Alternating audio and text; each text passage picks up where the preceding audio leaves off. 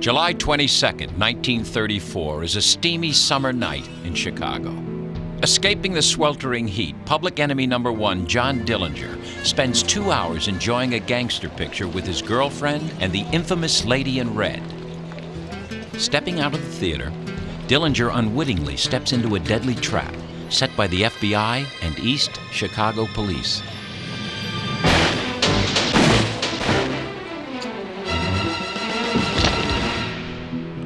Within seconds, Dillinger's meteoric career as America's most notorious criminal ends as he lays dying in a pool of blood.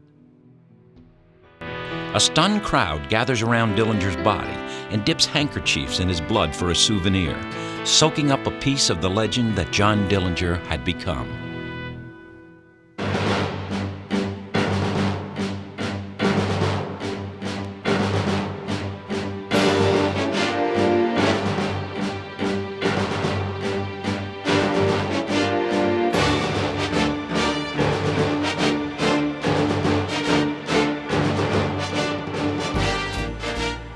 Rogues Gallery is narrated by William Devane.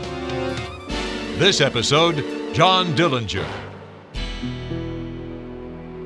How could a simple farm boy become the first public enemy number one? In a brief career which lasted only 15 months, Dillinger is arguably the most notorious criminal of this century. A man both hunted and celebrated, a hero and a villain. The first media-savvy outlaw whose good looks, affable charm, and outrageous exploits make him irresistible to the public at large, and to women in particular. Known for his fearlessness and bravado, he is at the same time so average and easygoing that he is able to hide in plain sight, even when his mugshot is on the front page of every paper in the country. It becomes a personal obsession for J. Edgar Hoover to capture Dillinger, without whom there may never have been an FBI. Ultimately, Hoover will prevail, but not before Dillinger leads the entire country on one of the most sensational manhunts in history and becomes the country's first superstar outlaw. Dillinger was the last of the rugged individualists. It was a cops and robbers game nationwide, the G-Men versus John Dillinger. The truth of the matter was he was a cop killer and a bank robber. He was not a hero. He was spectacular. He had style and class. Although he was a bad guy, he made being a bad guy look good the way he did it. Finding the truth behind his myth means turning back the clock to a time and a place which bears little resemblance to present-day America. John Herbert Dillinger is born June 22, 1903 in Indianapolis, Indiana. His mother dies when he's 3, and young John is raised by his doting 16-year-old sister, Audrey. Dillinger's father, a stern and God-fearing man, remarries when John is 9. Not long after, Dillinger leads his first gang called the Dirty Dozen. When the gang is caught stealing coal, Dillinger makes his first appearance in court. The judge tells Dillinger to stop chewing gum and take off his hat. Dillinger smiles defiantly and puts the gum on his cap, to which the judge replies, "Your mind is crippled." Dillinger's wild behavior prompts his father to move the family to a farm in the small town of Mooresville, Indiana. He was considered a basically likable kid, but had problems with discipline with his father, who would blow hot and cold. He would punish him one time and not punish him another, and try to get him to settle down to farm life, and Dillinger would rather play pool. Already a petty delinquent, Dillinger drops out of school at 16 and begins hanging out in pool halls. He takes odd jobs, but his real passions are his hero Jesse James, baseball, and girls. At 19, broken-hearted over a teenage romance, he decides to join the Navy. Navy life disagrees with Dillinger, and after going AWOL and being put in solitary confinement, he simply deserts, earning a dishonorable discharge. Returning to Mooresville, he marries 16-year-old Beryl Hovius. He might not have been a good husband, but Dillinger was very restless, and he was into more or less harmless delinquency until he fell in with an older fellow named Ed Singleton. Singleton is older, an ex-con, and Dillinger's teammate on the local baseball team. he soon encourages Dillinger to play a much more dangerous game. Grocer B.F. Morgan is heading home with the day's receipts. Dillinger and Singleton attack Morgan, bludgeoning him over the head with a bolt wrapped in a sack. But the feisty old man refuses to give up the money, and the robbery is unsuccessful. Dillinger is captured the next day. Without a lawyer, he pleads guilty, expecting leniency. Instead, the judge throws the book at him, and he's harshly sentenced to 10 to 20 years in prison. It must have been a severe shock. He didn't have a lawyer. He didn't have any good legal advice. He didn't know what he was doing, what he was getting into. And so when the court dropped the hammer on him, he must have felt rather bitter. When Dillinger enters the gate of Pendleton Reformatory, he crosses a threshold from which there is no turning back. Disillusioned and angry, he spends his youth serving this sentence and falls under the tutelage of the hardened criminals who become his mentors and the core of his gang. Harry Pierpont, Russell Clark, Charles Makeley, and Homer Van Meter, veteran bank robbers who take Dillinger, an avid pupil, under their wing. He was more or less like any rowdy farm boy, and had it not been for the prison experience, he probably would have grown out of it. After 5 years and several botched escape attempts, he is dealt 2 more blows. When his wife files for divorce, Dillinger is devastated. A few weeks later, he is denied parole. Hopeless, he makes an outrageous request to be transferred to the much harsher Indiana State Prison. He claims it's because they have a better baseball team, but in reality, he is eager to join his mentor, Harry Pierpont, who has been transferred there for being a troublemaker. Another 4 years of hard time pass before Dillinger is finally paroled. But where he entered prison a novice, Dillinger leaves a hardened, embittered criminal. Walking out of that prison for Dillinger was probably like embarking on a new career. He already had arrangements made with the men that he'd worked with in the prison to smuggle them guns, create a bank robbing gang, had already committed himself to a life of crime. On May 22, 1933, Dillinger leaves Indiana State Prison and returns home to receive another blow. His ailing stepmother, whom John has come to love as his own, has died just hours before his homecoming. Being an ex-con in a small town at the height of the Depression doesn't leave Dillinger many opportunities. And within 2 months of his release, just shy of his 30th birthday, Dillinger commits his first bank robbery. Together with 2 accomplices, he holds up the bank in New Carlisle, Ohio, facing nothing more daunting than a nervous teller and an open safe. In less than 5 minutes, he leaves the bank with $3,500. In less than a year, he will be the most famous and the most hunted man in America. After the success of his first bank job, Dillinger pulls off 3 more robberies within the next month. With his flair for the dramatic, leaping athletically over counters, and his polite, gentle manner, he quickly captures the public's attention. People were looking for a hero in those days, and this guy provided it. He never stole from any people, he stole from the banks. And of course, that was a symbol of authority to a lot of people who didn't have money in the banks and wished they did. In fact, Dillinger's popularity owes much to the moment in history in which he emerged. America is in the grip of the Depression, with banks seen as heartless institutions foreclosing on innocent people.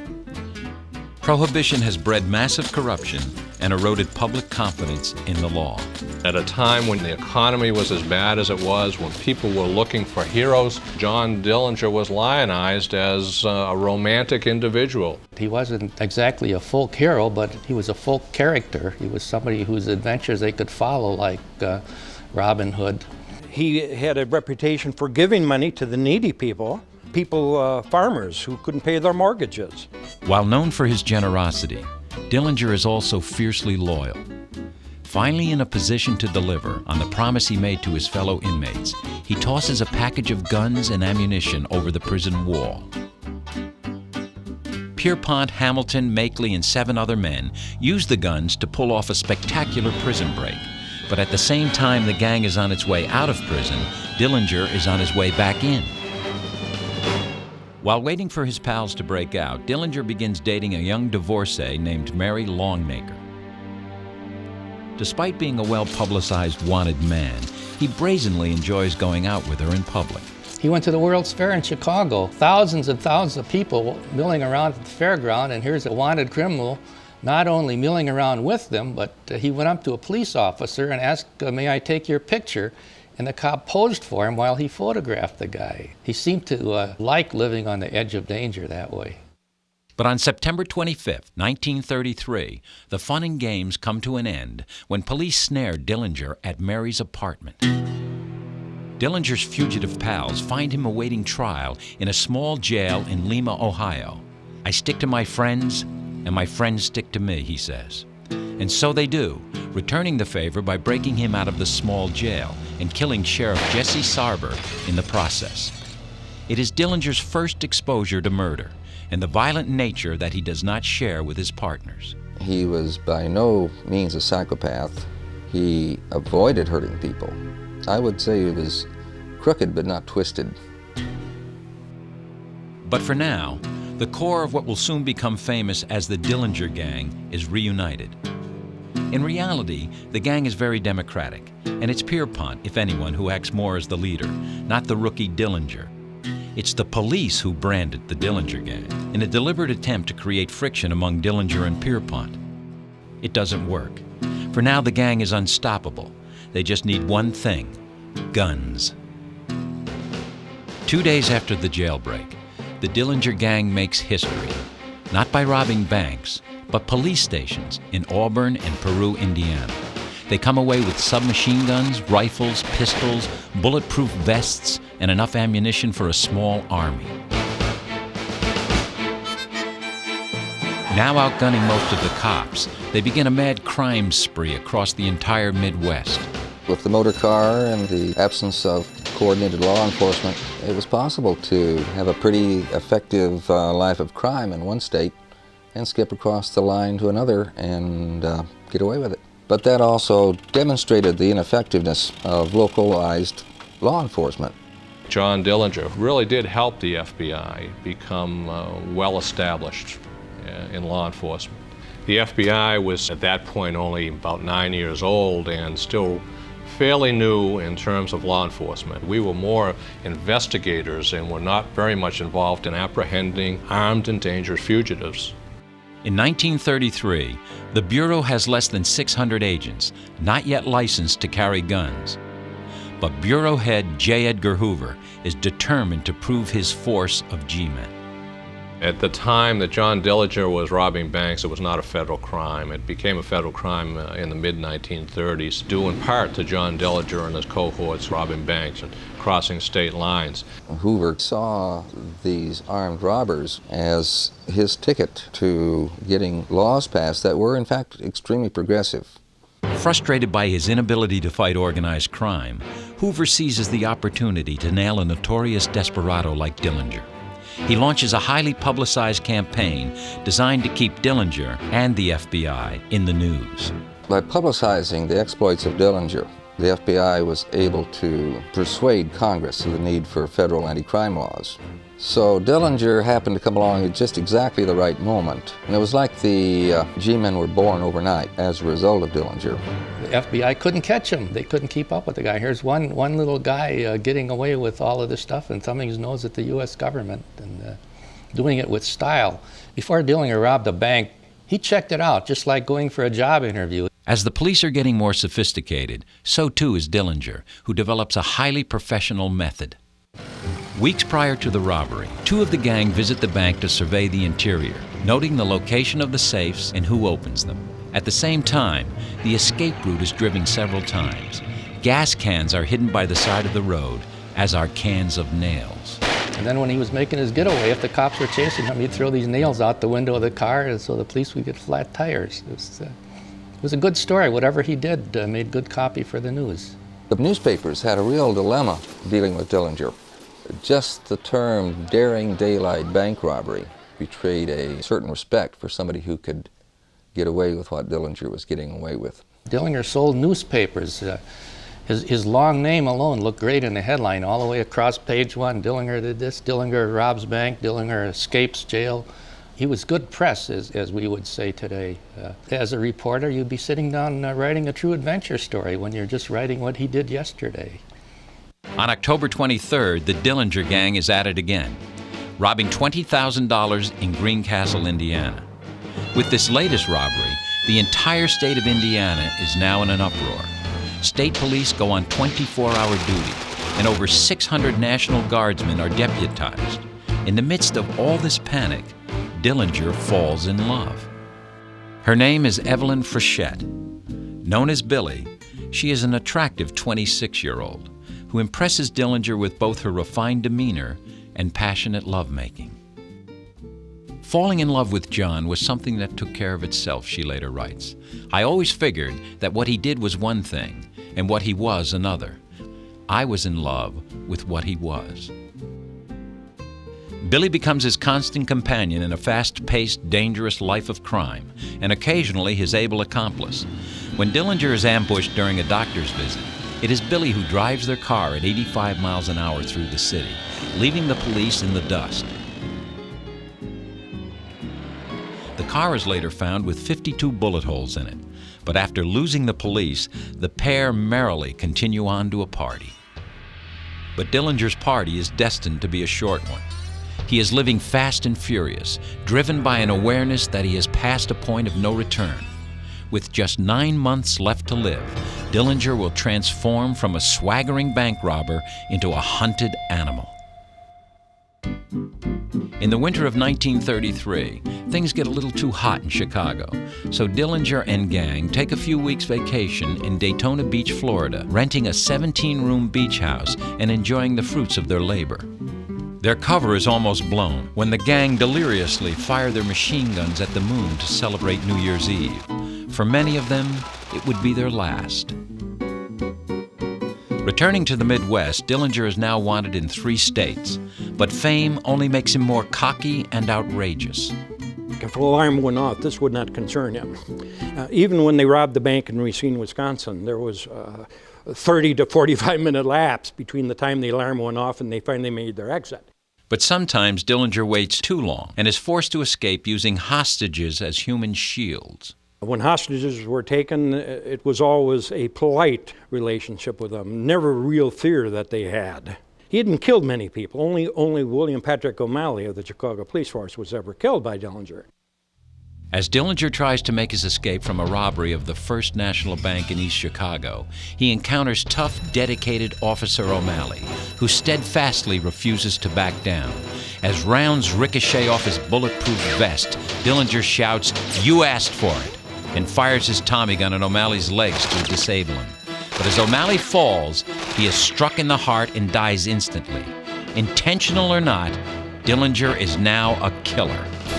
Dillinger, I don't think, regarded himself as an evil person. He was a professional bank robber, but he didn't think of himself as a wrongdoer. And he had a sense of hiding in plain sight. Dillinger's name and face are posted everywhere. Amazingly, he moves about quite freely.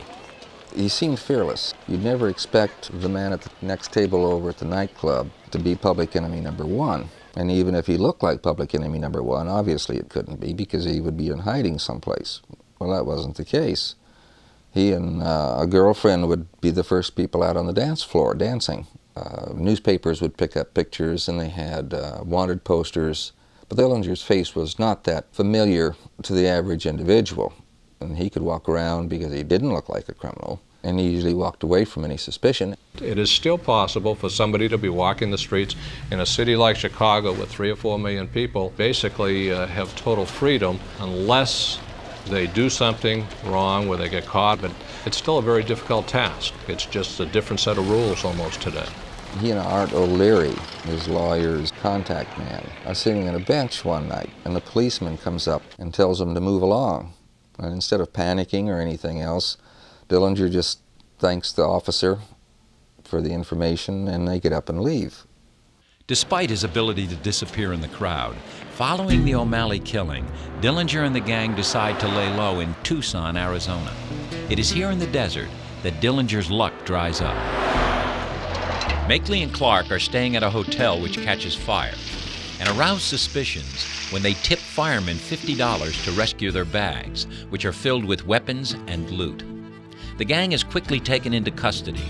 A few hours later, as Dillinger and Billy return to their rented house, they are ambushed by 15 policemen. Armed but outgunned, Dillinger surrenders, saying, "What a laugh to be picked up by a bunch of hick cops."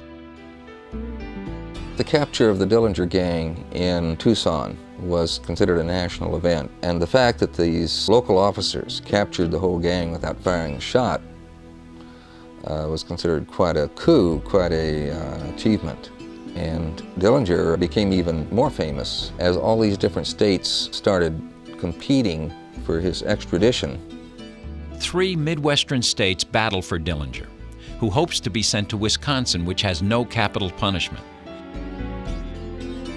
But the judge sends him to Indiana, where if convicted, he will face the electric chair. Here lies the inevitable end of criminals like Dillinger. The electric chair yawns for its fodder of calloused human beasts whose warped minds prompt evil deeds. The wages of sin is death. Crime never pays. While the rest of the gang is taken by train to stand trial in Ohio, Dillinger is flown back to Indiana, where his plane is met by a mass of photographers, reporters, and curious citizens. Dillinger finds himself in the middle of a media frenzy as he becomes the country's first superstar outlaw.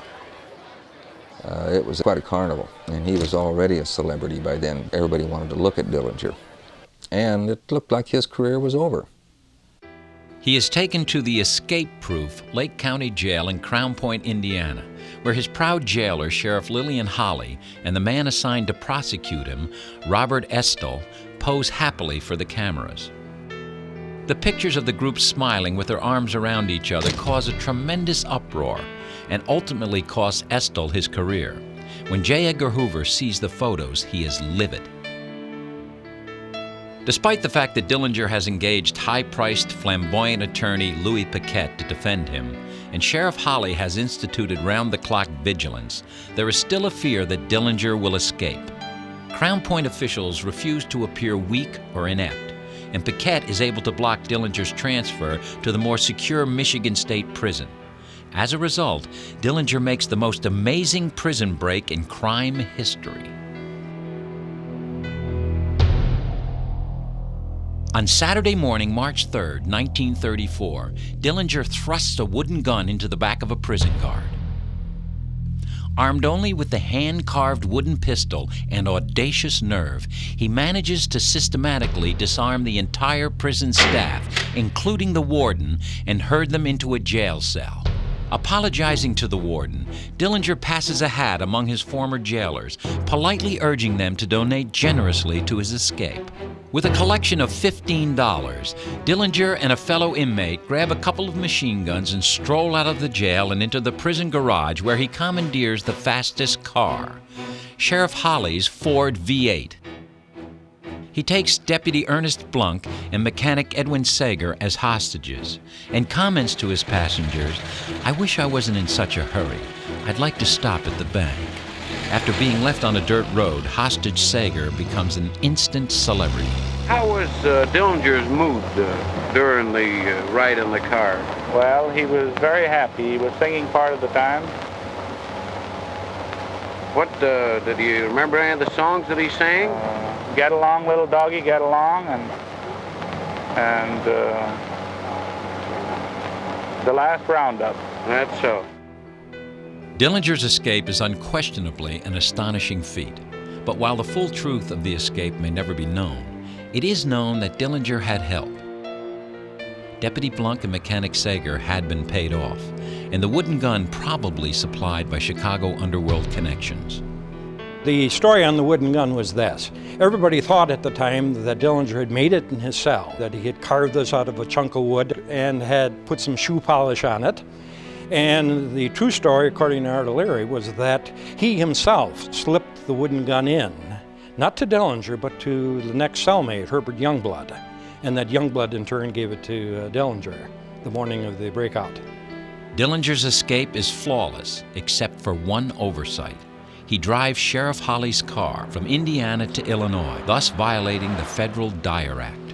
Where the new FBI was helpless. They didn't have laws. There were no federal laws against what these guys were doing, except stealing cars. So most of these guys became federal fugitives, not for robbing banks, not for killing people, but because they stole a car and drove it across state lines. The FBI finally has cause to step into the Dillinger case, and Hoover pounces on the opportunity, fiercely determined to make Dillinger pay for thumbing his nose at justice. Hoover charges Agent Melvin Purvis, young, bookish head of the Chicago FBI Bureau, to use every means in his power to close the net on the desperado. For Purvis, capturing Dillinger becomes a personal obsession. By now, Dillinger has become a victim of his own publicity. On any given day, there are 15 Dillinger sightings across the Midwest. Local and federal officials relentlessly track down every clue, every possible lead. They will not rest until Dillinger is captured, dead or alive. I guess my only bad habit is robbing banks, Dillinger confesses. I smoke very little and don't drink much. Proving that old habits die hard, Dillinger doesn't have much time to celebrate his new freedom with Billy Frechette before he is back to work. With the old gang locked up in Ohio, Dillinger joins up with a new gang, which includes Homer Van Meter, a wiry, ruthless killer, and a vicious sociopath named Babyface Nelson. Barely 3 days after the jailbreak, Dillinger and his new gang hit a bank in Sioux Falls, South Dakota, and nabbed nearly $50,000.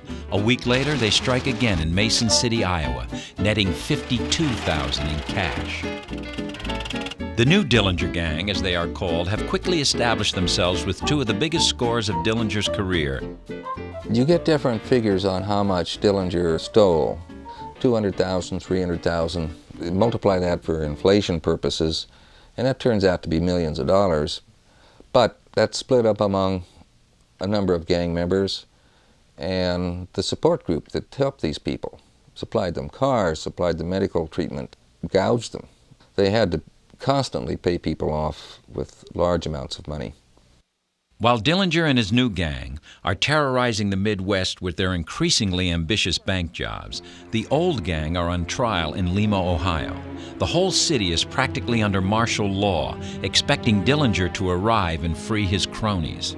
Somehow, Dillinger does slip into town and quickly realizes it would take an army to release his gang. While they wait in vain to be freed, all three are convicted. Pierpont and Makeley are sentenced to die in the electric chair, while Russell Clark is spared with life in prison.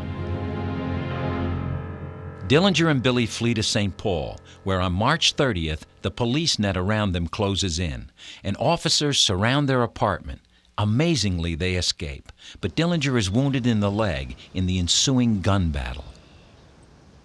With an unprecedented manhunt underway, Dillinger's world is getting quite small. With nowhere else to go, Dillinger makes an audacious move. Betting the cops would never expect it, he travels to the most obvious spot, his father's farm in Mooresville, Indiana. With every law enforcement official in the country looking for him, Dillinger spends a warm and loving weekend with his family.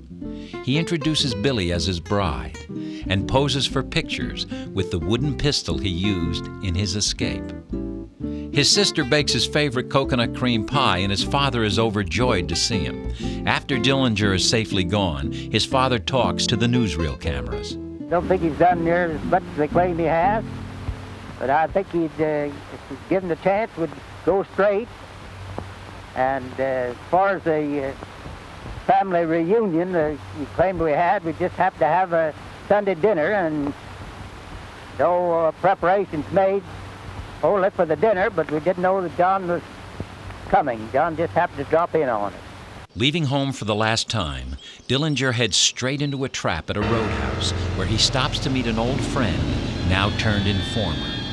Although Dillinger manages to escape, he helplessly watches as Billy is arrested and charged with harboring a fugitive. He desperately contemplates heroic rescues and writes her that he wants nothing more than to be allowed to die while holding her in his arms. But there is little he can do, aside from hiring Paquette to defend her. Sentenced to 2 years in prison, they will never see each other again. Having lost the woman he loves, Dillinger tries to keep his gang together at the Little Bohemia Lodge in remote northern Wisconsin. There was less heat up here from the gun smoke of Cicero and the like.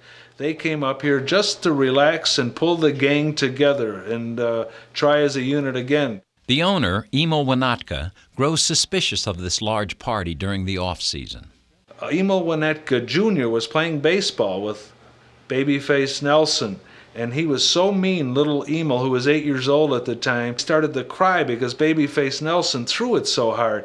But then his mother sent him to a relative's birthday party because she smelled these were gangsters up here. Convinced that his guests are none other than the infamous Dillinger gang, Winnetka tips off the FBI. Melvin Purvis frantically puts together a posse of G-men and rushes to Wisconsin by plane.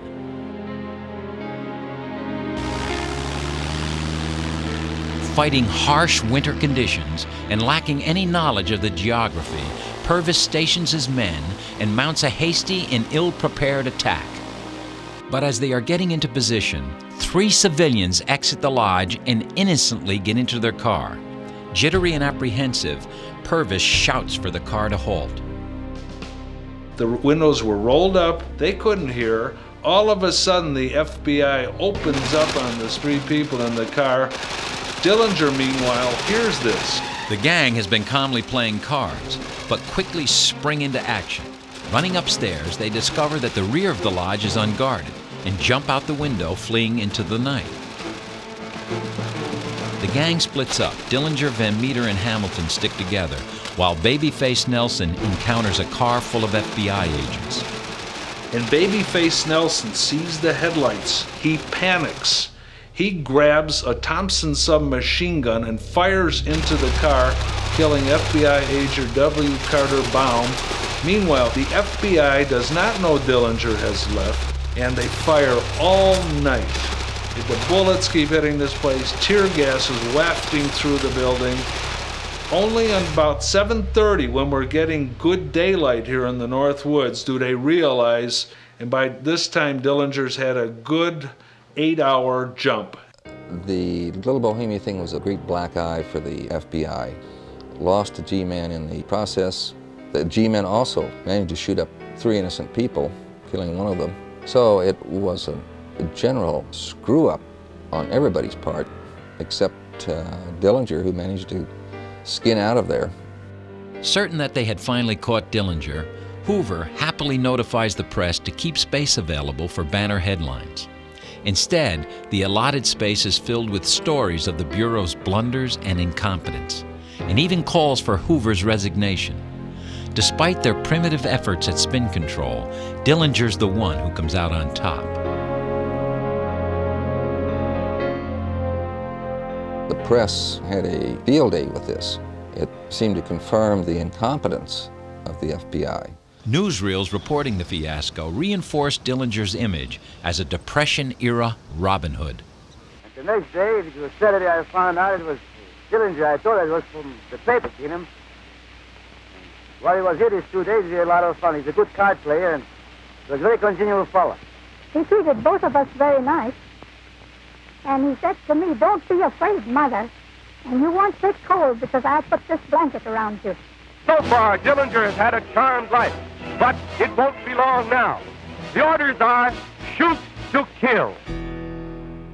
With the Little Bohemia incident, Dillinger humiliates the authorities one too many times, bringing the full wrath of the FBI upon him.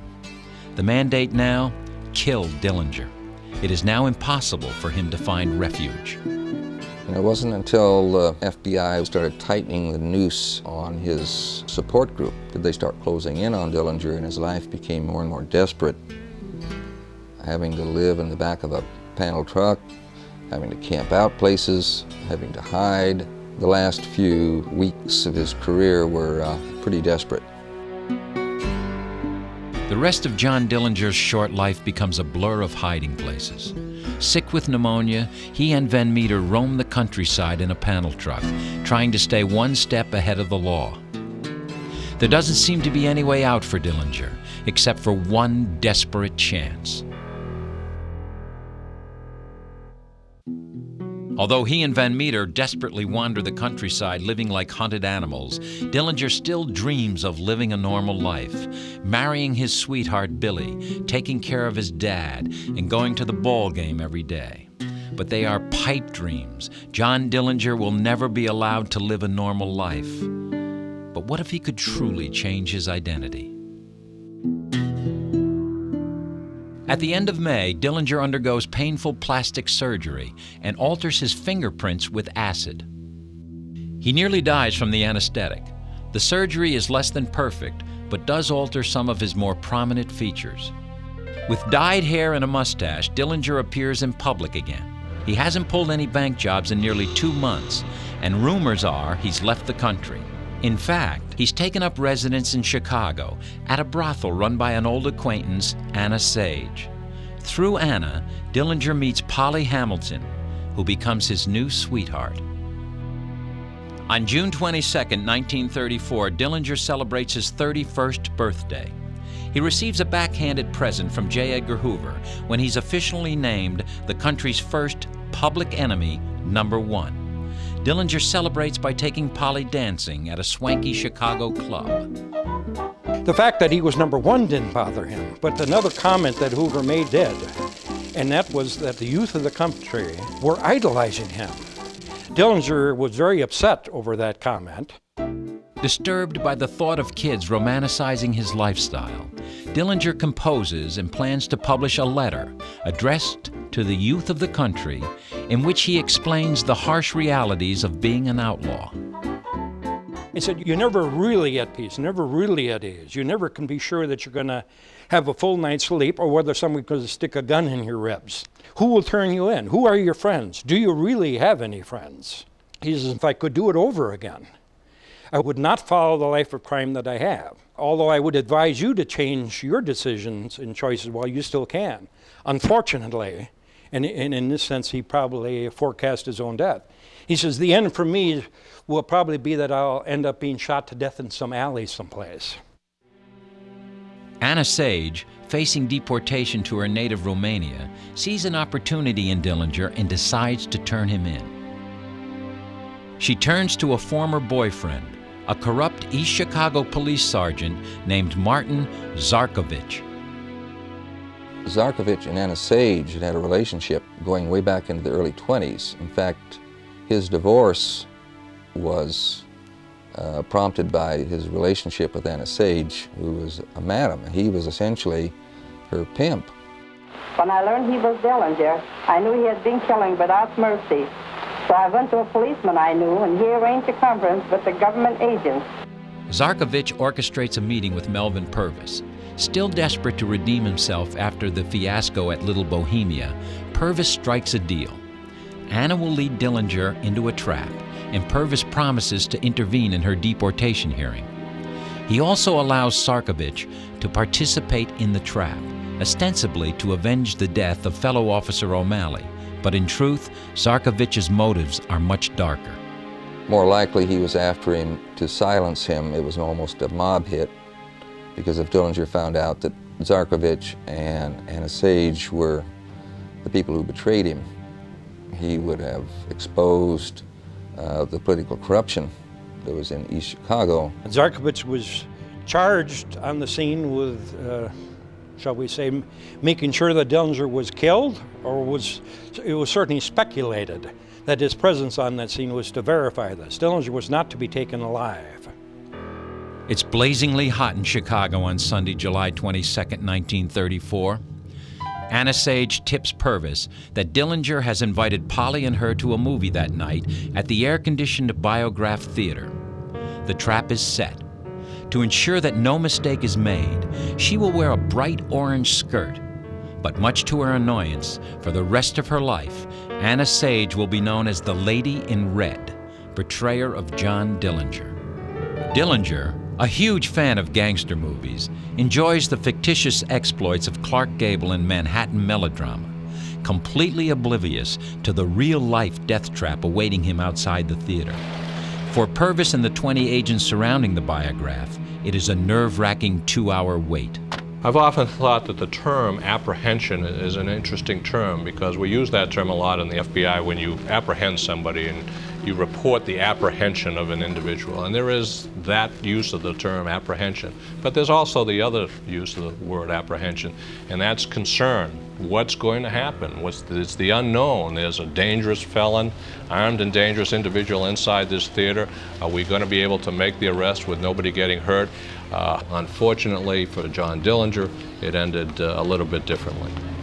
Among the first to leave the theater at 10:35, Dillinger is identified with Anna and Polly walking on either side of him. Purvis signals, nervously lighting a cigar. As Anna and Polly drop back, the agents move into position.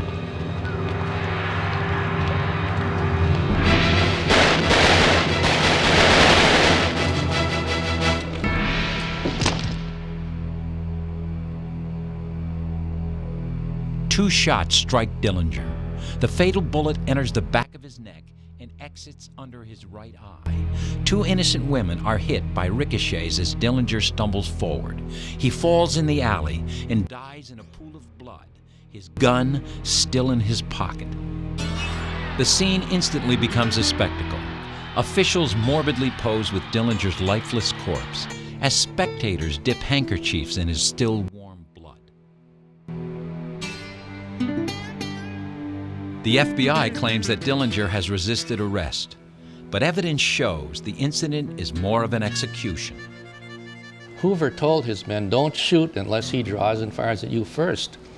Well, the FBI men and the Indiana cops who were at the scene, they ran up behind him and shot him in the back. He never drew his gun after he was dead and they hauled him away. He was carrying a gun, but it was still in his pocket. It went against the grain of the American people to just bushwhack a guy, just to shoot him in the back.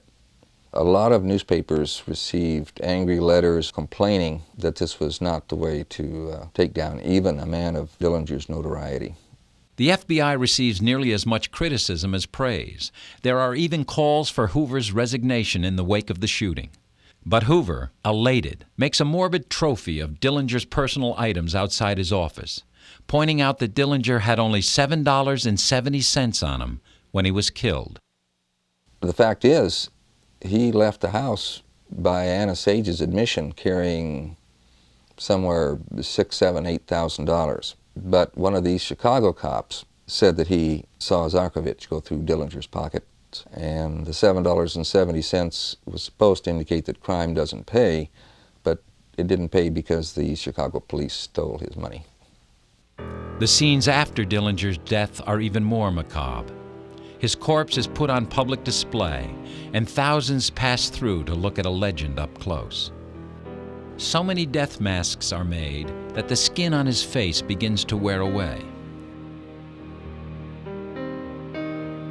Swarms of people converge on Dillinger's funeral in Mooresville. So reverent are his admirers that the crowd beats up a reporter for not demonstrating the proper respect. His father offers a final statement to the ever-present newsreel cameras. I'm awful sorry that John got into this trouble. I'm sorry that it's ended up the way it has. I want the people to know that I tried to raise him right, and that he's always been a good-hearted boy. I believe that's about all. Within months, the rest of the Dillinger gang, Van Meter, Makeley, Pierpont, and Babyface Nelson, are all dead.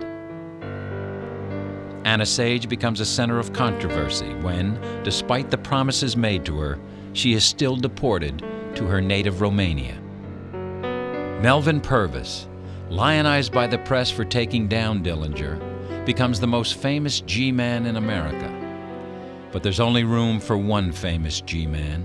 Hounded by the bureau chief, Purvis resigns less than a year after Dillinger's death. It's Hoover himself who benefits most from the life and death of John Dillinger. Using Dillinger's colorful career, he builds his FBI into the powerful establishment it is today. But while Hoover will continue to consolidate his power for generations to come, it is this Indiana farm boy, this Hoosier hoodlum, whose short career is the flashpoint in American crime history. It's with John Dillinger that the modern era of crime fighting is born and the era of romantic desperados dies. Dillinger was always himself. He was perceived to be different than he was, largely by the hype that was given in the media. But he was true to himself. He was a police killer. He was a bank robber. But we have a society today where we have many more severe crimes. Putting John Dillinger in 1996, I don't think he'd even deserve a note on page 29 of the Metro section, frankly. If we were to write the story and end it, we would try to make him look like a good bad guy. If there is such a thing as a good bad guy, Dillinger was a good bad guy. When they finally brought him down, I think it could be honestly said that people were a bit saddened. My own father used to remark, I don't necessarily approve of what John Dillinger done, but you got to give him credit.